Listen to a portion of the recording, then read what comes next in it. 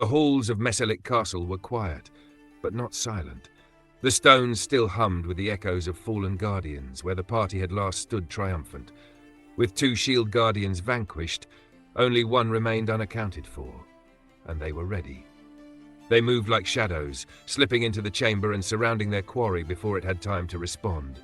Blade, spell and steel rang out in a controlled flurry. The guardian was overwhelmed, defeated with precision and unity. Confidence growing, they pressed deeper into the ruined keep. Another chamber, another guardian. This one blocked the doorway, but with a surge of strength, the half-orc monk heaved the construct aside, clearing a path for his allies to enter and destroy it. Momentum was with them, until the floor fell out from under their feet. In a long corridor ahead, as Scar charged a distant guardian, the ground gave way, age-rotted stone crumbling beneath his weight. A 15-foot fall. Not fatal, but humbling. The party scrambled, rope thrown, teammates tangled. Foxeye knocked over Sushi in the chaos, and when they finally lifted Scar free, Thrain's overzealous tug sent Foxeye tumbling headfirst into the dust. Pride stung more than skin, but together, bruised and grumbling, they climbed forward and felled the Guardian awaiting them at the hall's end. 2 paths now lay ahead, one ending in a stone armoire they could not open, but a promise of rest, the other to a doorway that assuredly would lead to further encounters. They took the former and rested. A long rest in the deep belly of the castle, uneasy, half watching the shadows. The night passed with only a distant crash echoing from somewhere behind them, a warning left unanswered. Morning came, and so did the true test.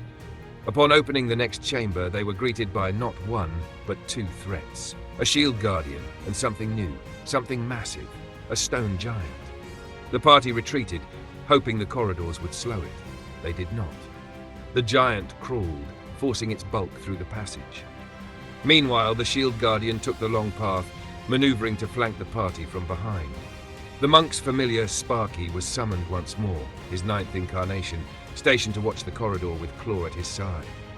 In the chaos, the giant shattered a stone armoire, revealing a hidden lever. It slammed its fist down. A hidden chamber opened.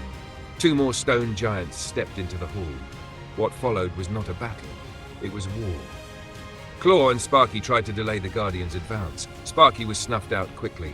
Claw held longer, but was eventually forced to retreat. Inside the chamber, the party rallied.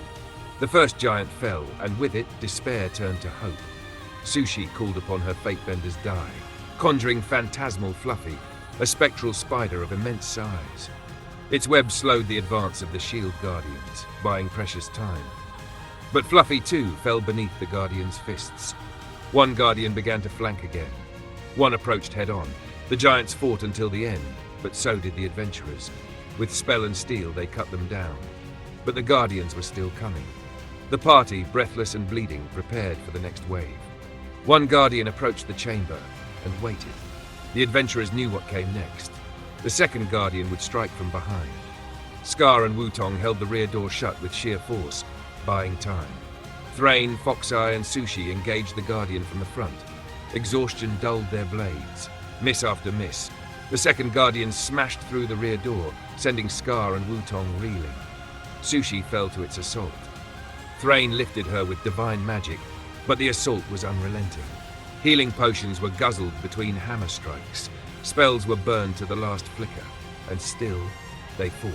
For hours they battled.